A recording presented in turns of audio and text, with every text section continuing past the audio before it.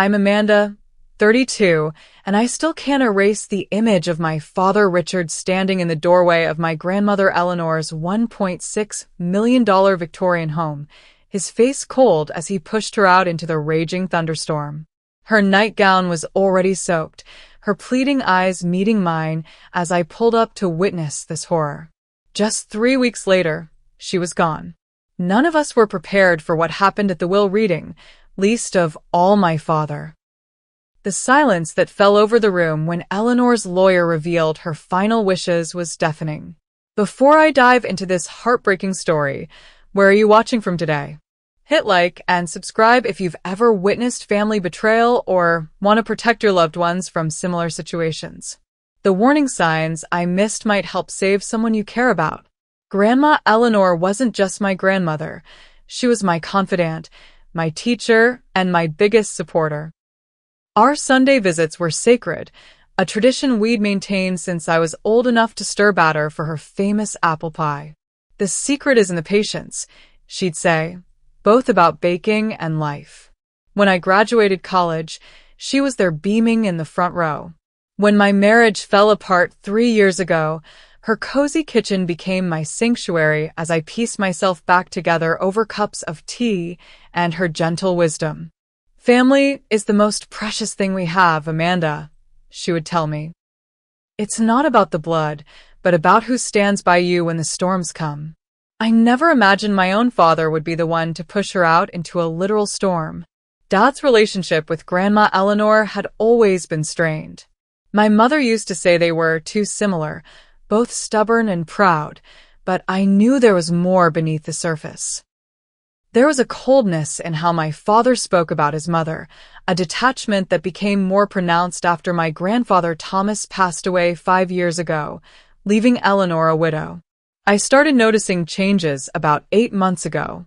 Dad suddenly became interested in Grandma's finances, offering to help organize her affairs and visiting her Victorian home more frequently. The beautiful house had been in our family for 45 years, a treasure trove of memories with its wraparound porch where we'd spend summer evenings, the grand staircase I used to slide down as a child, and the garden where Grandma taught me the names of every flower. Your father asked about my will again, Grandma mentioned during one of our Sunday baking sessions, her hands working the dough with practiced precision despite her 78 years. He seems very concerned about the house. Says property taxes are getting too high for me to manage alone. The house had become increasingly valuable as our neighborhood transformed from middle class to sought after. Real estate developers had been circling, offering cash deals that Grandma always politely declined. This house isn't just wood and stone, she'd say. It's where your grandfather and I built our lives. Where your father grew up. Where you learned to bake. Some things are worth more than money. Dad began planting seeds of doubt about Grandma's mental capacity. Mom forgot her doctor's appointment again. He'd mentioned casually at family dinners. She couldn't remember where she put her checkbook when I visited. Little comments that built a narrative of a declining elderly woman, despite the sharp, witty grandmother I saw every week who still completed the New York Times crossword in pen. She really shouldn't be living alone in that big house, Dad would say, his voice filled with manufactured concern. All that space going to waste when she only uses 3 rooms. My Aunt Judith and Uncle Philip began nodding along, accepting Dad's assessment without question. I tried to counter these narratives. She seems perfectly fine to me, I'd argue, but was met with patronizing smiles. You only see her for a few hours on Sundays when she's at her best, Dad would reply. I'm there dealing with the reality. Grandma confided her worries to me in private. Your father keeps moving my things and then asking if I remember where I put them, she whispered one day, her voice trembling slightly. Am I losing my mind, Amanda? No, Grandma, I assured her, a chill running down my spine. You're as sharp as ever. But the seeds of doubt had been planted, not just in the family, but in Eleanor herself. I noticed she became more hesitant, second-guessing her words and decisions. The isolation was beginning as family members called less, believing Dad's stories about her, getting confused by too much stimulation. I should have seen what was coming. I should have done more. The first earthquake in our family came on a warm evening in May. Dad had invited everyone over to Grandma's house for dinner, unusual since he typically avoided family gatherings. The Victorian dining room was set beautifully, with Grandma's heirloom china and crystal glasses, the ones she only used for special occasions. After dessert, Dad clinked his glass and stood up with a smile that didn't reach his eyes. "I have an announcement," he said. "Mom and I have been discussing her future, and we've made some decisions to ensure her comfort and security." Grandma looked confused, her fork pausing halfway to her mouth. "Eleanor has generously decided to transfer the house to me," Dad continued smoothly. "At her age, the burden of maintaining this property is simply too much. This way, she can enjoy her golden years without worry while staying in her home." The room fell silent. I looked at Grandma, whose expression had shifted from confusion to distress. "Richard, that's not what you said," she interjected, her voice uncharacteristically small. "You told me it was a tax document to help me save money on property taxes." Dad's smile tightened. "Mom, we discussed this at length, remember? The lawyer explained everything before you signed." He pulled out a folder and removed several notarized documents with Grandma's shaky signature at the bottom. "It's all legal and proper. The house is now in my name, but nothing changes for you." My Aunt Judith nodded approvingly. "That makes sense. It's for the best, Mom." I couldn't believe what I was hearing. "Grandma, is this what you wanted?" I asked directly. Before she could answer, Dad interrupted. "Amanda, this isn't your concern. This is between Mom and me." After dinner, I found Grandma in the kitchen, hands trembling as she washed dishes she normally would have left until morning. "I never meant to sign away my house," she whispered, tears in her eyes. "He brought over a notary and so many papers. He said it was to avoid probate and save on taxes." I trusted him. I was helping her dry the crystal glasses when Dad appeared in the doorway, his face darkening as he realized what we were discussing. "So, you're turning her against me now?" he snapped. "No one's turning anyone against you," I replied. But Grandma says she didn't understand what she was signing. What followed was the most vicious argument I'd ever witnessed between them. Dad's voice grew louder, his facade of caring son dropping completely. "You're becoming senile," he shouted at his mother. "This is exactly why I needed to take control. You can't manage your own affairs anymore." Grandma drew herself up to her full height, dignity intact despite her tears. "This is my home, Richard. You tricked me." Dad's face contorted with anger. "Your home? The home you always loved more than me? The home you and Dad never thought I was good enough for." Old resentments bubbled to the surface, decades of bitterness spilling out. Then came the threat that made my blood run cold. "Challenge this, and I'll have you declared incompetent so fast your head will spin. You'll spend your remaining years in the cheapest nursing home Medicaid will cover."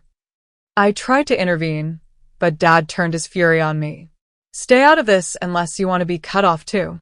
I'd never seen this side of my father before. Calculating, cruel, and completely unrecognizable. 3 days later came the moment I'll never forget. I was driving to Grandma's house during the worst thunderstorm we'd had in years. I'd been calling her all day with no answer, a sense of dread growing with each unanswered ring. As I pulled into the driveway, headlights illuminating the rain-soaked Victorian facade, I saw them on the porch. Dad was physically pushing Grandma out the door, her nightgown already drenched, a small overnight bag clutched in her hands. "You can't do this." I heard her cry as I ran from my car, rain immediately soaking through my clothes. "Please, just let me take my photo albums." "My jewelry. Richard, those were your grandmother's pearls. The house and everything in it is mine now," Dad replied coldly, blocking the doorway. "You should be grateful I don't press charges for the silver you tried to take." I reached the porch steps, slipping on the wet wood. Dad. Stop this. What are you doing? He barely glanced at me. Taking care of a situation that should have been handled years ago. She's your problem now. With that, he went inside and locked the door, leaving his 78-year-old mother standing in the pouring rain, homeless. I helped Grandma to my car, her body shaking with cold and shock. I just wanted my photographs, she kept saying. The ones of Thomas. Of you as a baby. They're not worth anything to anyone but me. That night, I brought Grandma to my small one-bedroom apartment. I gave her my bed and took the couch, lying awake listening to her muffled sobs through the thin wall, feeling utterly helpless. The next morning, Dad's campaign began in earnest. Calls and texts to family members painted a picture of an elderly woman having a mental breakdown, making wild accusations, becoming a danger to herself. Amanda's always been soft-hearted, he told them. Mom manipulated her with tears and confusion. The doctors agree she needs professional supervision. There were no doctors, no evaluations. Just Dad's words against ours. And somehow, his version was the one most of the family believed. The first week after the eviction, Grandma seemed to physically shrink. Her tall, dignified posture gave way to a hunched, uncertain shuffle. The sparkle in her blue eyes dimmed. She spent hours staring out my apartment window at nothing in particular, barely touching the meals I prepared. I'm sorry to be such a burden, she'd say whenever I assured her she could stay as long as needed. My apartment wasn't designed for two people, especially with one being an elderly woman accustomed to space and privacy. We managed by developing careful routines, bathroom schedules, designated spaces for our few belongings, quiet periods when I worked from home. I took 2 weeks of emergency family leave from my job at Memorial Hospital to help Grandma stabilize. My supervisor, Sandra, was understanding but concerned.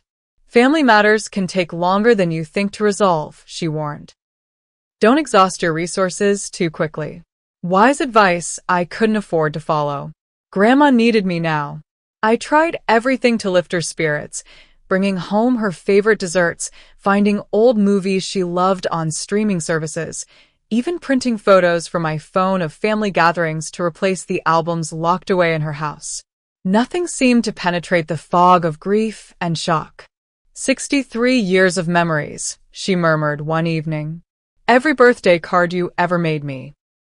The flag from Thomas's military funeral. My mother's recipes. All locked away like they meant nothing. While Grandma rested, I researched elder law attorneys, finally making an appointment with Patricia Goldstein, whose office was a 30-minute drive away. We met in a cluttered office with diplomas covering one wall and file boxes stacked along another. What you're describing is elder abuse, Patricia said bluntly after hearing our story. Specifically, financial exploitation and psychological abuse. Unfortunately, it's more common than you'd think, especially within families. So we can fight this? I asked, hope rising. Get her house back? Patricia's expression was guarded. Possibly, but these cases are challenging. The deed transfer appears legally executed, with a notary present. We'd need to prove coercion or lack of capacity at the time of signing. But there was coercion. He lied about what she was signing. Which becomes a he said, she said situation. Patricia explained patiently. Judges tend to look at documented evidence. Medical evaluations, witness statements, patterns of behavior. Do we have any of that? We didn't. Just our word against Dad's. And I have to be frank about costs, Patricia continued. A case like this could run $20,000 or more, with no guarantee of success. I left the meeting with a heavy heart and a folder of information about elder abuse that felt simultaneously overwhelming and inadequate. Meanwhile, Dad wasted no time making the house his own. Through mutual family friends, we heard he was renovating extensively, tearing out Grandma's beloved rose-patterned wallpaper, replacing the antique fixtures, and clearing out clutter. which meant family heirlooms and treasures. "He's having an estate sale next weekend," my cousin Sophia texted me. "Grandma's furniture, china, everything." I drove past the house the day before the sale to see Grandma's possessions spread across the lawn like discarded memories. The grandfather clock that had chimed through 5 generations of our family, the hand-carved rocking chair where she'd nursed my father, the oil paintings done by my great-grandmother. When I confronted Dad, standing among strangers pawing through our family history, his response was cold. "My house, my things." If Eleanor wanted any of this, she shouldn't have tried to turn the family against me. The family itself was fracturing along fault lines of loyalty. Dad had convinced many that Grandma's confusion and my emotional overreaction were the real problems. I received fewer invitations to family gatherings. Conversations went quiet when I entered the room. "Your father says you've always been jealous of his relationship with Eleanor," my Aunt Judith told me during an uncomfortable phone call. "That you're trying to control her assets yourself." The isolation was strategic and effective. With each passing day, our support system dwindled. But then came our first small victory. While helping Grandma sort through the few possessions she'd managed to grab before the eviction, I found a small leather-bound journal tucked into her overnight bag. Inside, in her meticulous handwriting, were dated entries documenting Dad's behavior over the previous 6 months. October 15th, Richard asked to see my bank statements again. When I questioned why, he became agitated. Later noticed my checkbook moved from desk to kitchen counter. November 3rd, $500 missing from my wallet. Richard suggested I might have paid a bill and forgotten. December 20th. Richard brought friend Charles over, asked me strange questions about what year it was, who the president is. Later overheard them discussing cognitive decline. The journal was a gold mine of contemporaneous notes, evidence of a calculated campaign to undermine Grandma's confidence and manipulate her finances. Even more shocking was the entry from the day before the document signing. Richard came with Notary Susan. Many papers. When I tried to read them, Richard said we were in a hurry. Notary had another appointment. Said papers were for reducing estate taxes and avoiding probate complications. Never mentioned transferring house. "Grandma, why didn't you tell me you were keeping this journal?" I asked. She looked embarrassed. I thought I might be imagining things. That maybe Richard was right, and I was becoming confused. I didn't want to worry you if the problem was just my failing mind. With renewed determination, I contacted Patricia again. The journal wasn't definitive proof, but it was a start.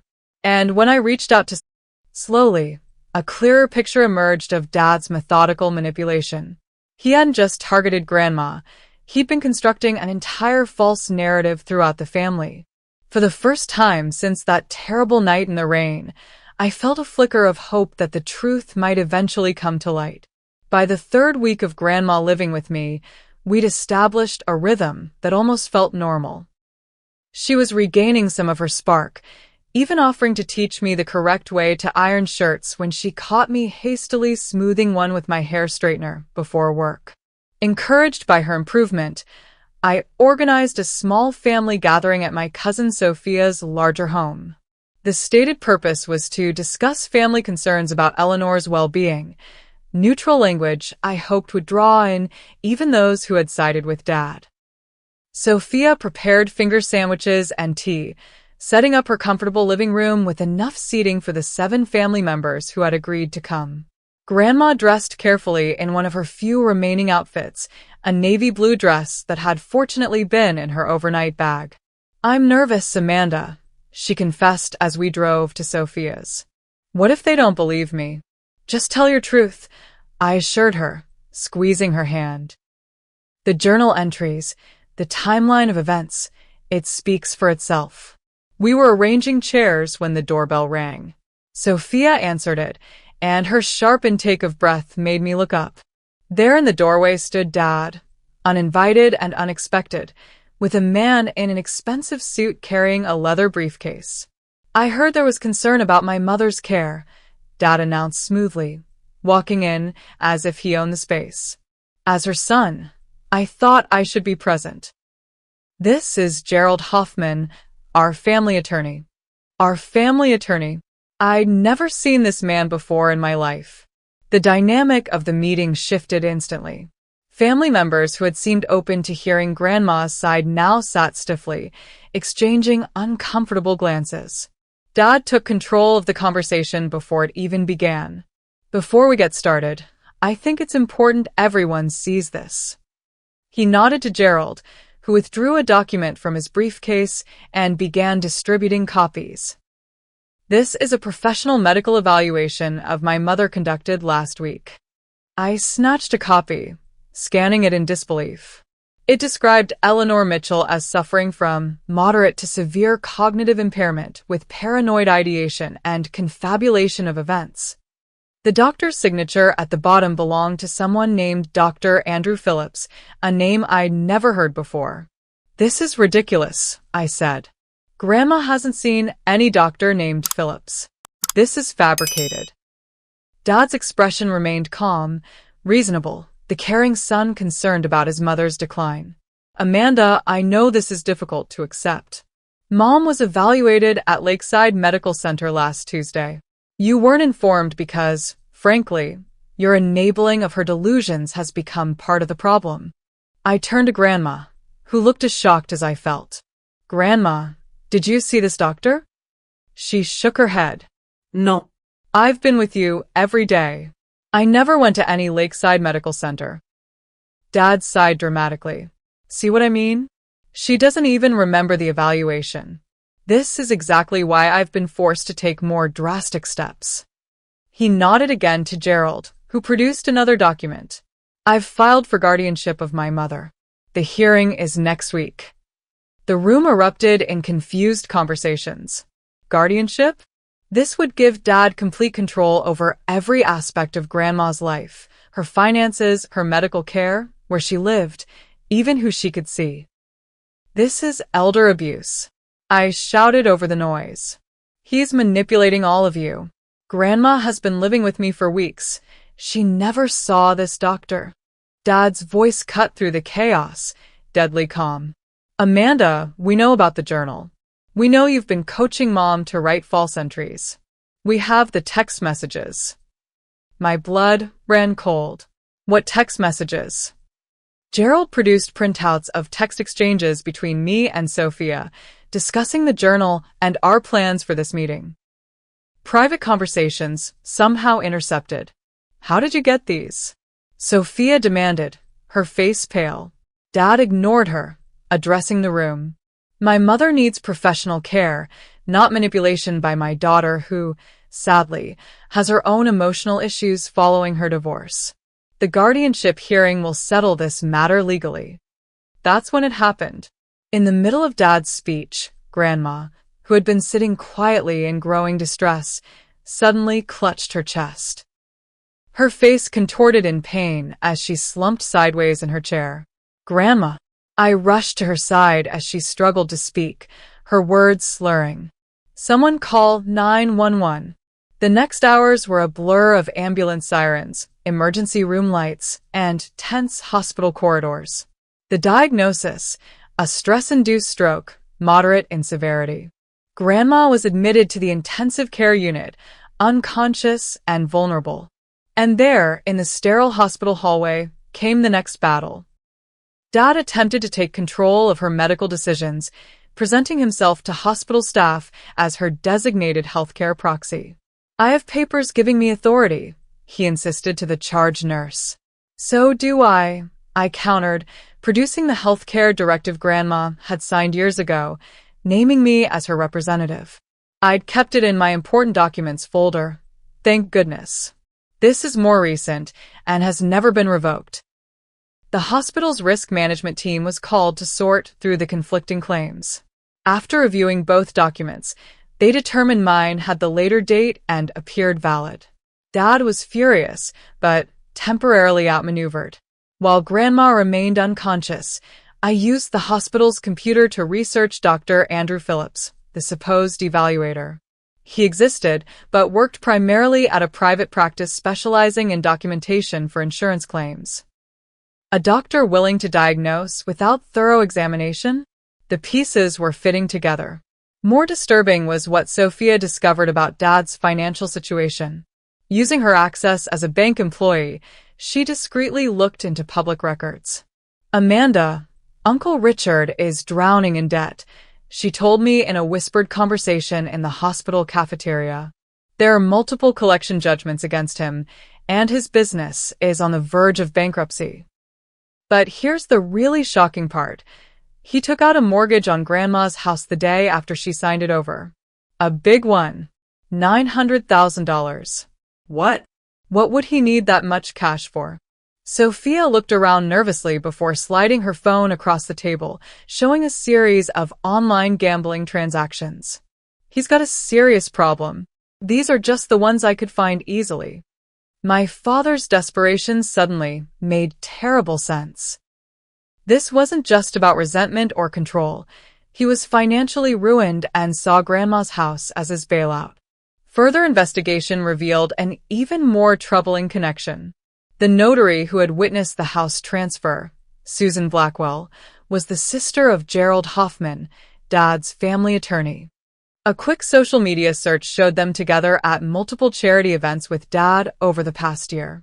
This hadn't been an impulsive act of cruelty.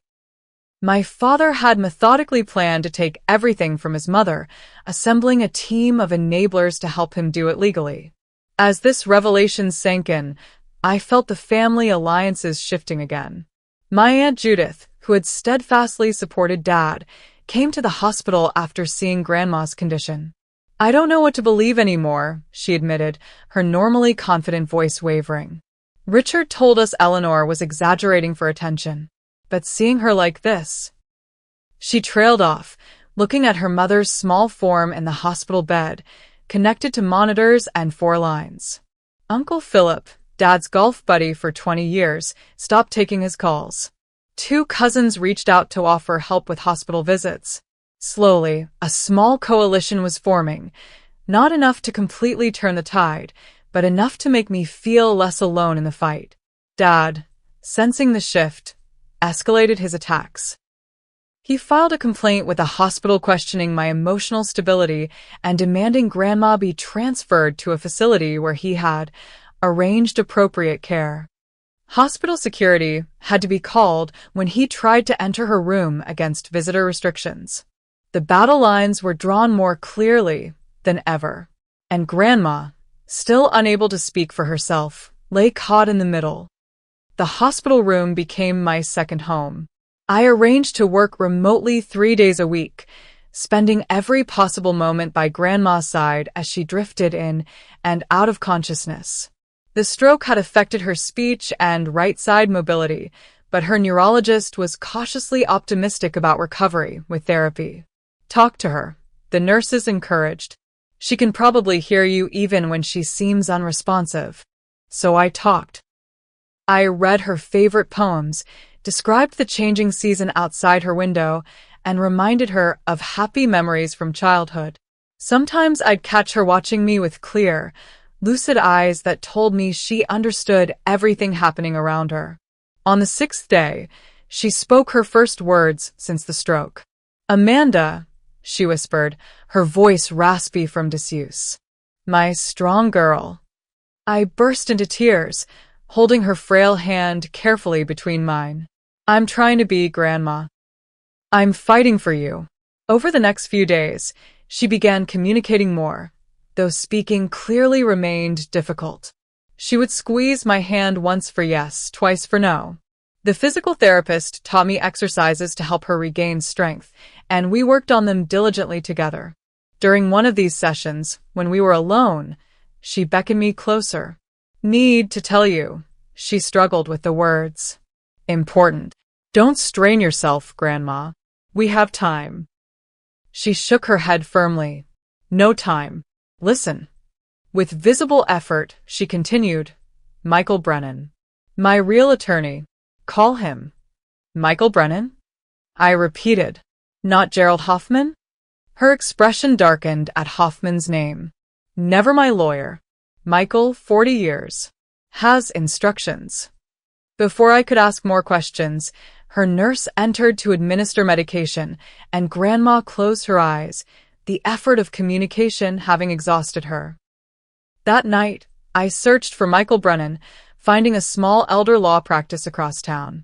I left a message, explaining who I was and that Eleanor Mitchell had asked me to contact him. The next morning, Grandma's condition suddenly deteriorated. Her breathing became labored, her oxygen levels dropping despite supplemental oxygen. Tests revealed a pulmonary embolism, a blood clot in her lungs, a known complication of stroke and immobility. The ICU team worked frantically to stabilize her, but the prognosis turned grim. The attending physician took me aside, his face solemn. "We're doing everything we can, but your grandmother's condition is critical. I suggest you contact any family members who would want to say goodbye, just in case." The next 24 hours passed in a haze of medical interventions, hushed conversations with doctors, and revolving visits from family members. Dad appeared briefly, performing the role of grieving son perfectly for the hospital staff before telling me in a harsh whisper, "This wouldn't have happened if you hadn't stressed her with your accusations." By the following evening, the medical team had done all they could. Grandma's systems were failing. I sat beside her, holding her hand as the monitors beeped softly in the background.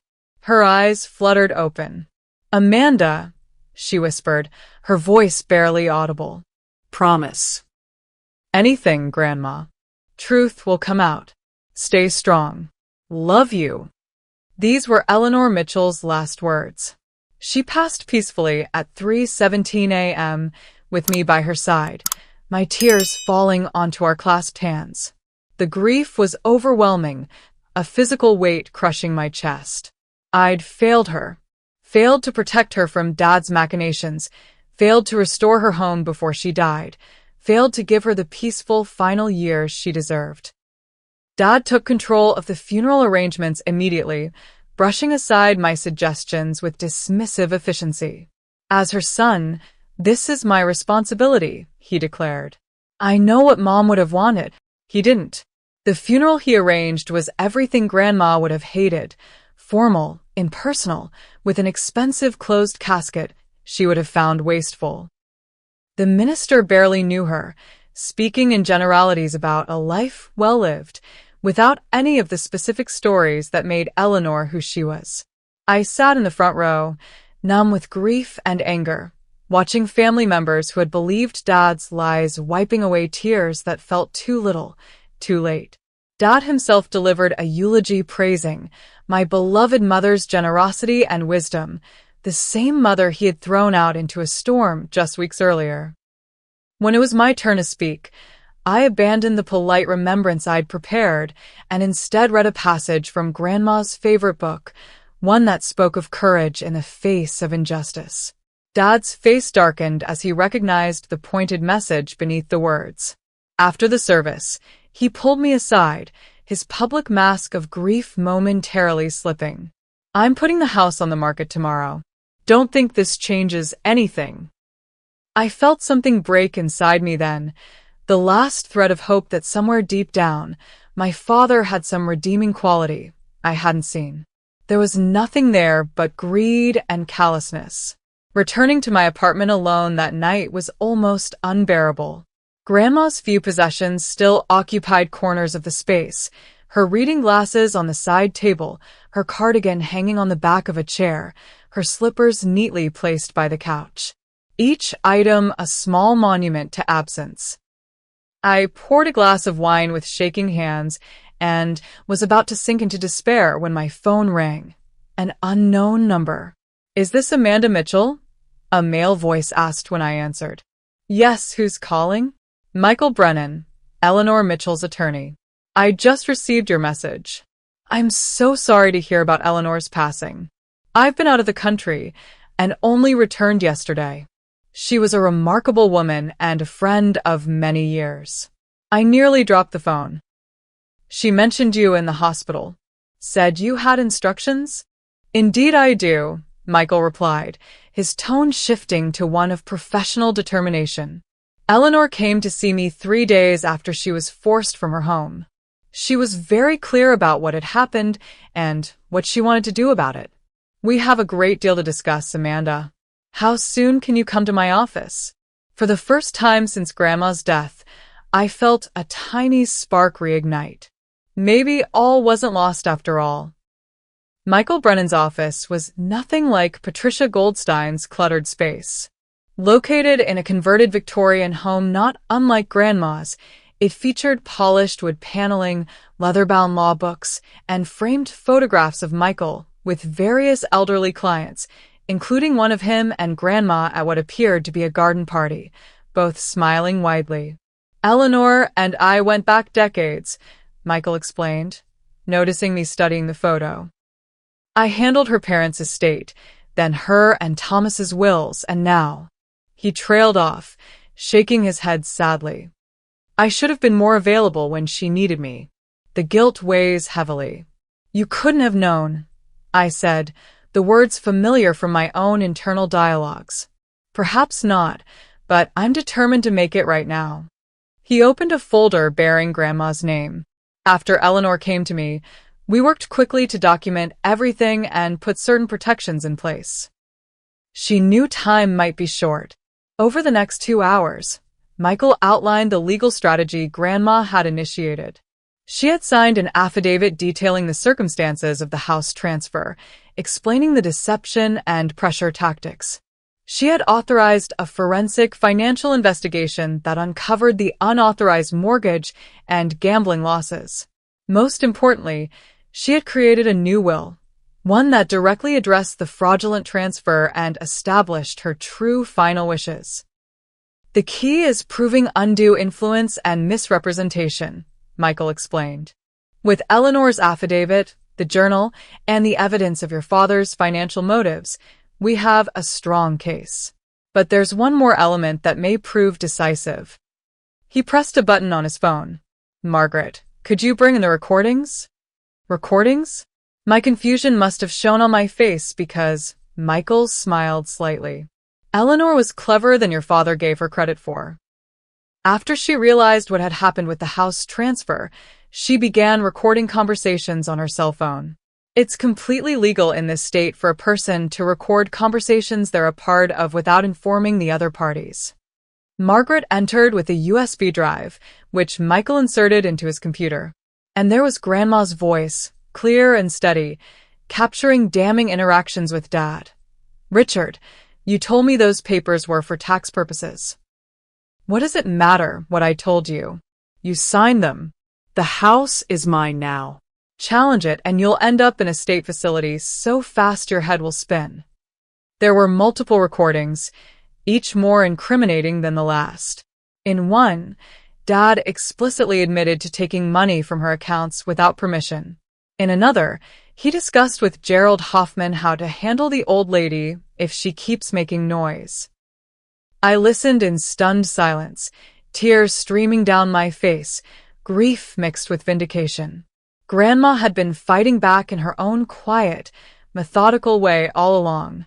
We're filing to invalidate the deed transfer on grounds of fraud and elder abuse, Michael continued. And there's the matter of the will reading, scheduled for tomorrow. Your father doesn't know about the new will yet. It might be wise to keep it that way until everyone is gathered. The next 24 hours were a blur of preparation. I gathered all the evidence I had collected, the journal, text messages, medical records proving Grandma had never seen Dr. Phillips. Michael prepared legal documents and arranged for a court reporter to be present at the will reading to create an official record of proceedings. I barely slept that night, rehearsing what I would say, how I would finally confront Dad with the truth in front of everyone. Part of me feared he would find some way to wriggle out of accountability, as he had so many times before. Another part feared my own emotions would overwhelm me at the crucial moment. The will reading was scheduled for 2 p.m. at Michael's office. I arrived early, my stomach in knots, and was surprised to see several unexpected attendees arriving, a representative from Grandma's bank, the head of the hospital's elder care department, and most shockingly, Susan Blackwell, the notary who had facilitated the fraudulent deed transfer. Michael greeted each with professional courtesy, showing them to seats in the conference room. Family members began arriving, Aunt Judith looking uncomfortable, Uncle Philip stone-faced, cousins and more distant relatives filtering in with expressions ranging from curiosity to dread. Dad arrived last, flanked by Gerald Hoffman. He looked confident, even smug, nodding curtly to me across the room before taking a seat near the head of the table. I noticed he had already brought property listings for Grandma's house, barely waiting until she was buried before planning to cash in. At precisely 2 p.m., Michael closed the conference room door and took his position at the head of the table. Thank you all for coming today. We're here for the reading of Eleanor Mitchell's last will and testament. Before we begin, I should clarify that I, Michael Brennan, have been Eleanor's attorney for over 40 years. Mr. Hoffman, he nodded toward Gerald, has never represented Eleanor in any capacity, despite any claims to the contrary. Dad shifted in his seat, the first crack in his confident demeanor. Furthermore, Michael continued, I must inform you that the will we are about to read was executed on May 18th of this year, 1 week before Eleanor's passing, and replaces all previous versions. Dad leaned over to whisper urgently to Gerald, who looked increasingly concerned. Before reading the will itself, Eleanor requested that a video statement be played for all present. Michael clicked a remote, lowering a screen on the wall, and there was Grandma sitting in this very office, looking directly into the camera. Though visibly tired and strained, her eyes burned with determination. If you're watching this, I've passed on, she began. I want to set the record straight about recent events. My son Richard manipulated me into signing over my home through deception, claiming the documents were for tax purposes when they were actually a deed transfer. When I discovered the truth and confronted him, he threatened me and ultimately forced me from my home during a thunderstorm, with only the clothes on my back. The room was dead silent as Eleanor methodically outlined everything that had happened, the financial exploitation, the lies to family members, the fabricated medical evaluation, and the attempted guardianship. I am of sound mind as I record this, she continued. The notion that I suffer from cognitive impairment is a fiction created by my son to justify his actions. Dr. Lawrence Wilson, my physician of 20 years, has provided a written statement confirming my cognitive health, which is included with my will. As the video continued, Michael distributed copies of bank records showing unusual withdrawals from Eleanor's accounts, along with the fraudulent mortgage documentation on the house. The evidence mounted, item by damning item. When the video ended, I finally stood, my voice steadier than I expected. Dad, I said, looking directly at him. How could you do this to your own mother? To throw her out into a storm, to take everything she valued, to try to declare her incompetent. All for money.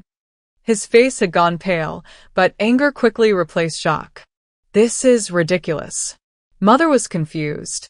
Amanda manipulated her into making these allegations. This video won't hold up in court.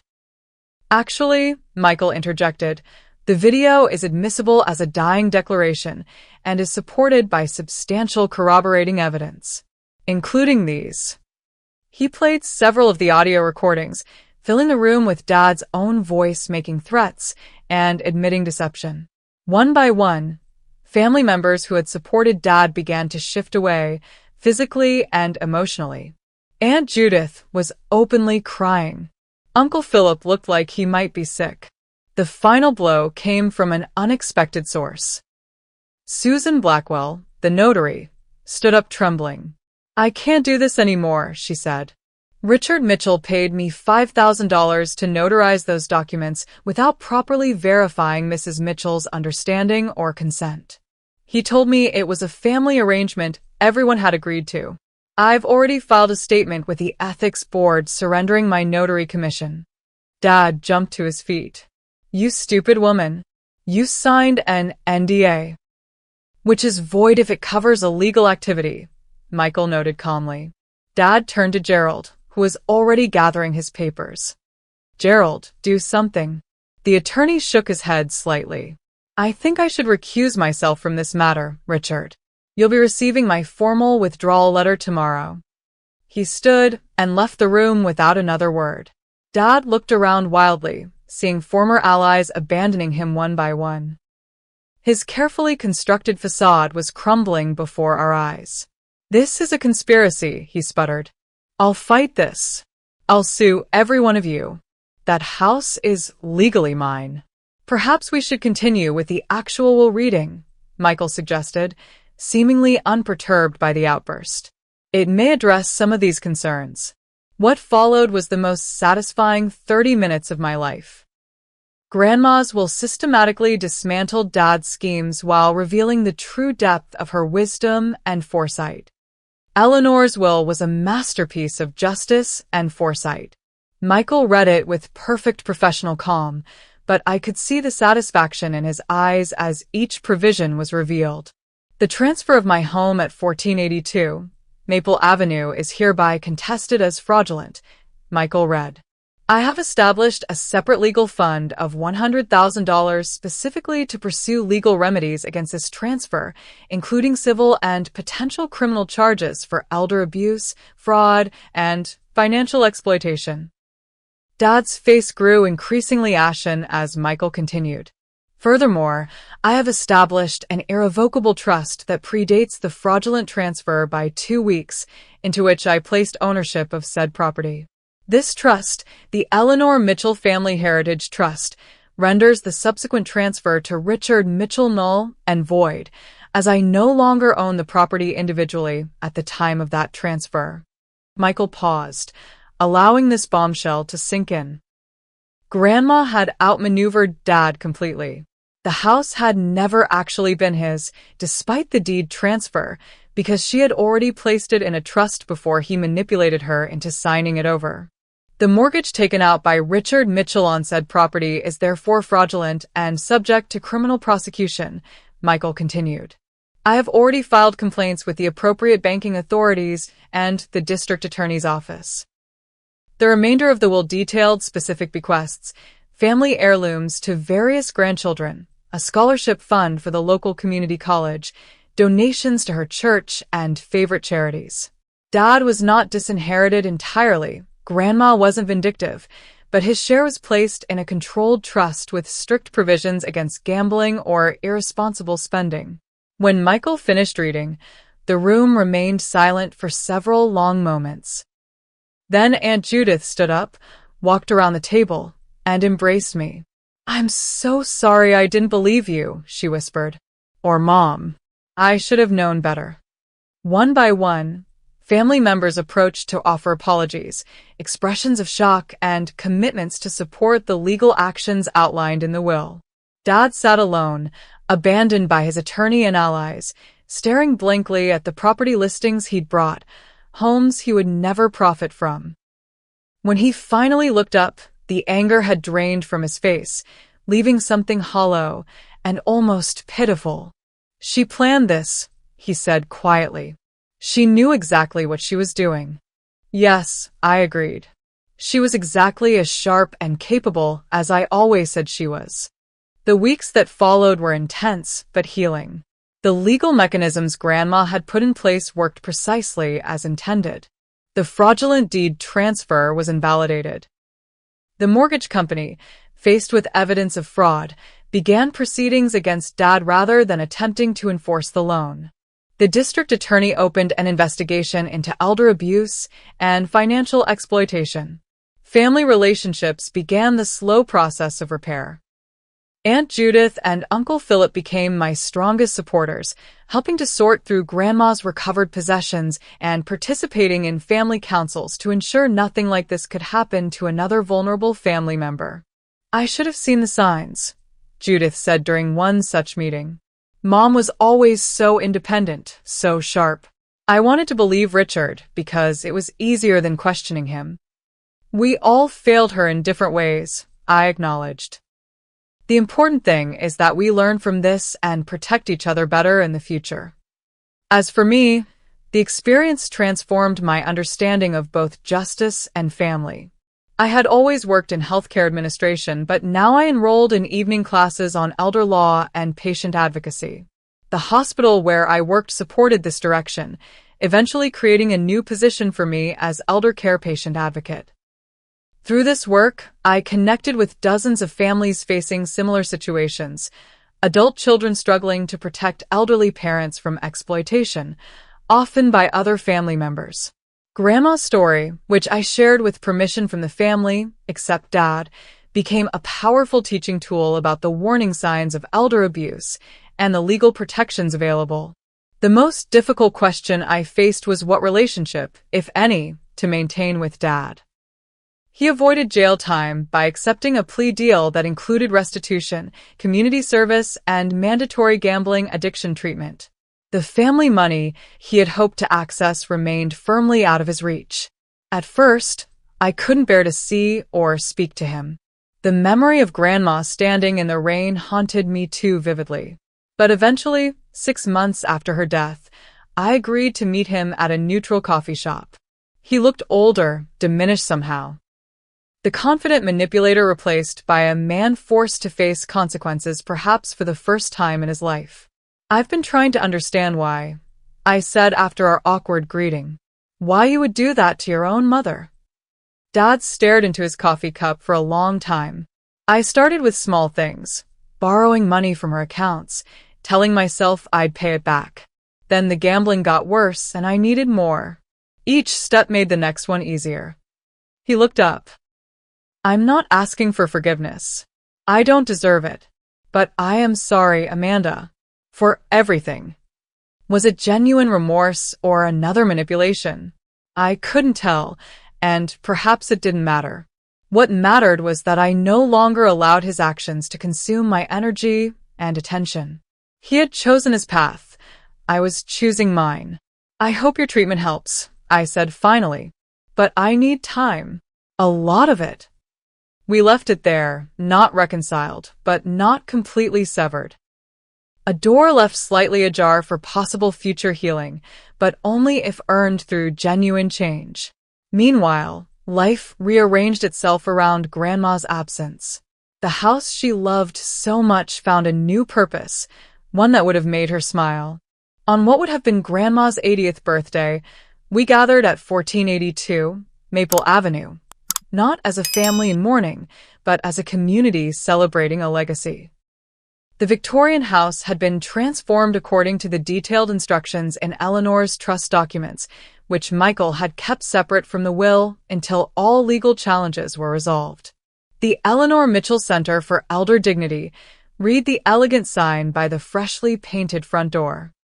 Inside, the grand old home had been thoughtfully modified, an elevator installed alongside the magnificent staircase, accessible bathrooms added, the garden redesigned with raised beds for those who couldn't bend easily. A community center specifically designed for seniors, Michael explained as he gave family members a tour.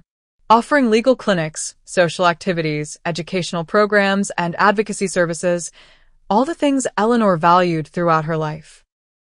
The trust Eleanor established was comprehensive, funding both the center's operations and a legal aid program specifically for elder abuse victims.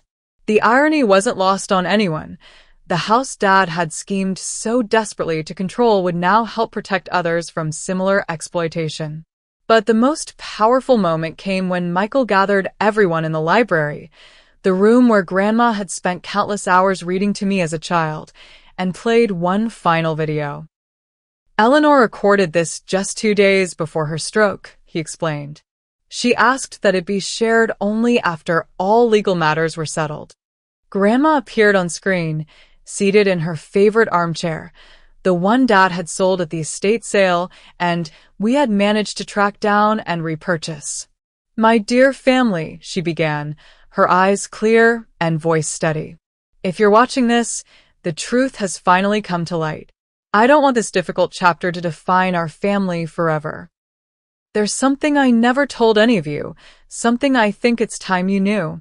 She reached beside her and held up an old, leather-bound book. "This is Thomas's journal from when Richard was born. My husband was not an emotionally expressive man, as most of you know, but he wrote his deepest feelings here. Grandma opened the journal and began to read. Our son was born today. When the nurse placed him in my arms, I felt such terror that I would fail this small person who depends on me completely. My own father was cold, critical, never satisfied with anything I achieved. I swear I will be different with Richard, but I don't know how. I never learned the language of fatherly love. She looked up from the pages. Thomas tried his best, but he didn't know how to show Richard the affection and approval he needed. It created a wound that never properly healed. This doesn't excuse what Richard did, but perhaps it helps explain the bitterness that grew in him over the years. The room was completely silent. Dad had never attended these gatherings, but Aunt Judith was quietly crying. I tell you this not to engender sympathy for Richard, but to break a cycle, Grandma continued. Hurt people. Understanding this can help us heal and ensure these patterns don't continue to the next generation. She set down the journal and leaned toward the camera, her expression softening. I forgive Richard, though I cannot condone his actions. And I leave you all with this. Our family is not defined by our worst moments or our greatest failures. We are defined by how we recover, how we learn, how we rebuild. As the video ended, I noticed something unexpected, a small box on the library table with my name on it. Michael nodded for me to open it. Inside was a handwritten letter and a small, worn leather-bound book, Grandma's personal journal, dating back decades. The letter, in her familiar handwriting, read, Amanda, my brave girl. Of all my grandchildren, you inherited not just my recipes, but my stubborn sense of justice. This journal contains not family secrets, but family wisdom, the lessons I've learned over a lifetime about love, forgiveness, and standing firm when it matters most. Let it guide you when I no longer can. The greatest inheritance I leave you isn't material wealth, but the courage to protect what's truly valuable. All my love, Grandma. Tucked into the journal's pages was a folded piece of paper, the original recipe for her famous apple pie, complete with the secret ingredients she'd never shared with anyone else. That afternoon, in the center's newly renovated kitchen, I taught the first cooking class for local seniors, making Grandma's apple pie while sharing her story. As the familiar cinnamon aroma filled the room, I could almost feel her standing beside me, nodding in approval. In the months that followed, the center became a vibrant community hub. More remarkably, it became a model for similar programs across the state.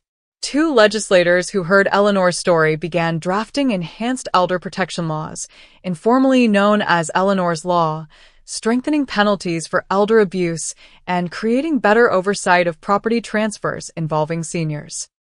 Families who had suffered similar situations found their way to the center, sharing their experiences and finding both practical help and emotional support. Each story validated Grandma's vision that her personal tragedy could become a catalyst for broader change. On the anniversary of her passing, I stood in her beloved garden, now flourishing with new plantings and accessible pathways, watching elderly visitors enjoying the space she had cultivated for decades. A small memorial plaque caught the afternoon sun. Eleanor Mitchell, she turned injustice into legacy. The house that had been at the center of such pain and conflict had transformed into something beautiful and healing. It was the perfect reflection of Grandma herself, resilient, purposeful, and ultimately triumphant. Dad never returned to the house, but I heard through family that he had completed his treatment program and was working a modest job in a town 30 miles away. Perhaps someday there would be reconciliation, but that chapter remained unwritten. What was certain was that Grandma had the last word, in the most magnificent way possible. She had transformed her greatest personal tragedy into a legacy that would protect countless others. In her final act of wisdom, she showed us all that true justice isn't just about punishment, but about creating lasting positive change from the ashes of wrongdoing. Standing there in her garden, I finally felt peace. "Well played, Grandma," I whispered to the wind. "Well played." What would you do if you were in Amanda's situation? Have you ever witnessed someone taking advantage of an elderly family member? What warning signs do you think are most important to watch for? Please share your thoughts in the comments below. If this story touched you, or you think it could help someone else recognize elder abuse, please like, subscribe, and share. Together, we can protect our most vulnerable loved ones and ensure they're treated with the dignity they deserve. Thank you for listening, and remember, family legacy isn't measured in property or possessions, but in how we care for each other.